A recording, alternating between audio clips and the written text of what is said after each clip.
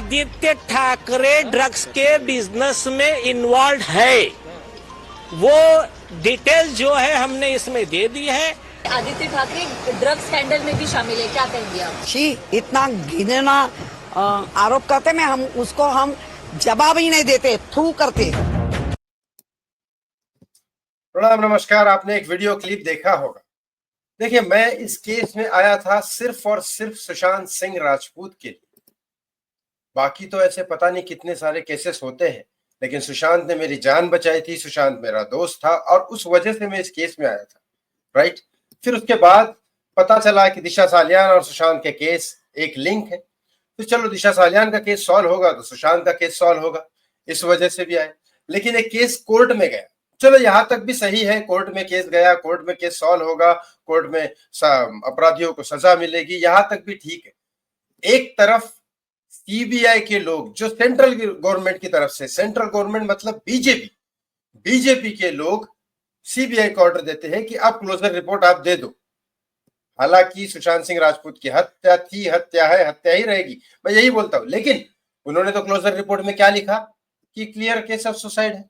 अब उसके बाद दिशा सालियान का केस जब आता है, तब देवेंद्र फडणवीस बोलते हैं कि अब ये केस कोर्ट में गया है, अब मैं ना एसआईटी की टीम की जांच में पढ़ूंगा, ना किसी टीम की जांच में पढ़ूंगा, मैं किसी को कुछ नहीं बोलने वाला, अब वो कोर्ट डिसाइड करेगी। मतलब सेंट्रल गवर्नमेंट ने, बीजेपी ने इन दोनों केसेस से हाथ झटक लिए। देखो, सारे के सारे सुशांत के केस में जो फेवर में बात करते हैं ना, वो सब के सब बीजेपी के साथ में बात करते हैं।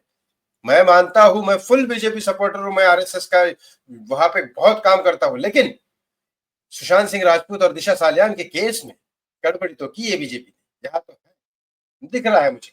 मैं आज भी मानता हूं कि भारत सरकार में, हर एक स्टेट में, हर एक गांव में बीजेपी होनी चाहिए, बीजेपी से बेटर कुछ नहीं है। लेकिन यहाँ तो गड़बड़ी की है सुशांत और दिशा के केस में। चलो, अब एक तरफ सीबीआई को इन्होंने बोल दिया क्लोजर रिपोर्ट दे दो, और कौन सी क्लोजर रिपोर्ट दे दो? सुसाइड वाली, जो झूठ है। उसके बाद बोलते हैं कि अब एसआईटी और पुलिस से हमारा कोई लेन देन नहीं, कोर्ट में केस गया है, अब कोर्ट देखे। तो अब ये कोर्ट में जो चक्कर चल रहा है वो कौन चला रहा है? जब बीजेपी तो इसमें है नहीं, तो फिर चला कौन रहा है?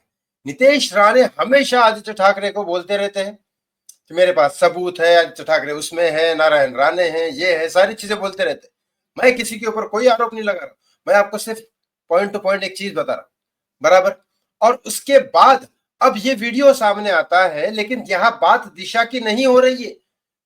मैं देख रहा हूँ काफी टाइम से बात दिशा की नहीं हो रही है, बात हो रही है आदित्य ठाकरे। हा सवाल त्यांनी केलाय। आदित्य ठाकरे ड्रग्स के बिजनेस में इन्वॉल्व है, वो डिटेल जो है हमने इसमें दे दी है। आदित्य ठाकरे ड्रग्स स्कैंडल में भी शामिल है, क्या कहेंगे आप? शी इतना घिनौना आरोप करते में हम उसको जवाब ही नहीं देते, थू करते। देखो, ड्रग्स कनेक्शन में वो इन्वॉल्व है, नहीं है, क्या नहीं है, इसके सबूत देके सब कुछ करे। लेकिन इस चीज को नहीं भूलना है, क्योंकि यही तो गलती की थी एनसीबी वालों ने, जहां मैं नाराज हो गया था। क्योंकि मैं था सुशांत सीबीआई फॉर एसएसआर के लिए, सुशांत का मर्डर केस सॉल्व करने के लिए हम लोगों ने आवाज उठाई थी, और सुशांत का मर्डर केस सीबीआई हैंडल कर सकती है। वो एनसीबी वाले आके दीपिका पादुकोण, सारा अली खान, इन सब के पीछे पड़ गए, जिससे कोई मतलब नहीं था, कोई फायदा नहीं हुआ उससे, ना किसी को अरेस्ट हुआ, ना कुछ हुआ, ना ये हुआ। लेकिन सीबीआई तो वापस चली गई थी। उन सीबीआई को बुलाने के लिए हमें दिल्ली जाना पड़ा, भूख हड़ताल करनी पड़ी, फिर आने पड़े। तो आज भी वही हो रहा है। मैं ये नहीं कह रहा हूं कि ड्रग्स कनेक्शन में अगर उसका हाथ है आदित्य ठाकरे का, मुझे तो नहीं पता है नहीं है, लेकिन अगर है तो फिर उसको अरेस्ट करो, सबूत दो, वो सब करते रहो। लेकिन दिशा सालियान के केस को मत भूलो, ये सबसे इंपॉर्टेंट है। इसके बारे में आदित्य ठाकरे ने भी रिप्लाई किया, क्या किया वो भी देख लीजिए। बघा, मी पहिलेच बोललो होतो ना, जे बोलायचं ते बोलू दे। उसने कहा कि बार बार मैं लक्ष्मी गौतम यांच्याकडे वकिलांनी तक्रार दिली आहे। दिशा सालियांच्या वकिलांनी मोठे आरोप केलेले आहेत का? त्यांना करत राहू दे ना, मला त्याच्यावर काही बोलायचं नाही। आदित्य ठाकरेंचे नाही तर उद्धव ठाकरेंचेही पुरावे आमच्याकडे आहेत, त्यांना बोलायचं बोलत राहू दे। बघा, मी पहिलेच बोललो होतो ना, जे बोलायचं ते बोलू दे।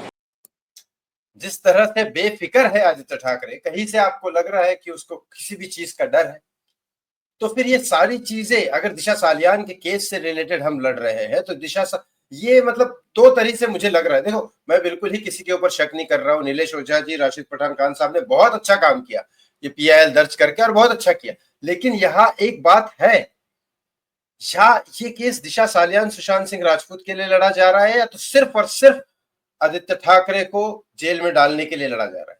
क्योंकि दिशा सालियान सुशांत सिंह राजपूत के केस में दूसरे भी बहुत सारे नाम हैं, और ये वापस से ड्रग्स की तरफ कनेक्शन ढकला जा रहा है। हत्या का क्या? उस समय सब लोग बेबस हो गए थे, सब लोग बेवकूफ बन गए थे। आज दिशा के पिता पीछे घूम रहे, लेकिन कनेक्शन वापस से ड्रग्स की तरफ, उधर दूसरी तरफ घूम रहा है। और फिर ड्रग्स वाले आते हैं और यही कहते हैं कि हत्या के केस में सजा हो सकती है, ड्रग्स के केस में फाइन वाइन लगाते, अच्छा हमें मिला नहीं ड्रग्स, बात खत्म हो जाती है। वही तो हुआ रिया चक्रवर्ती के साथ। हुआ क्या? CBI का केस लंबा खींचने के लिए NCB बीच में आके रिया को 1 महीने के लिए अंदर कर दी, लोगों का गुस्सा शांत करने के लिए। फिर वो केस चलता रहा, और CBI ने एक मुंह पे पेपर फेंक दिया हमारे कि ये तो सुसाइड है। तो फिर यहाँ पे ऐसा केस भटकाने का चक्कर क्यों?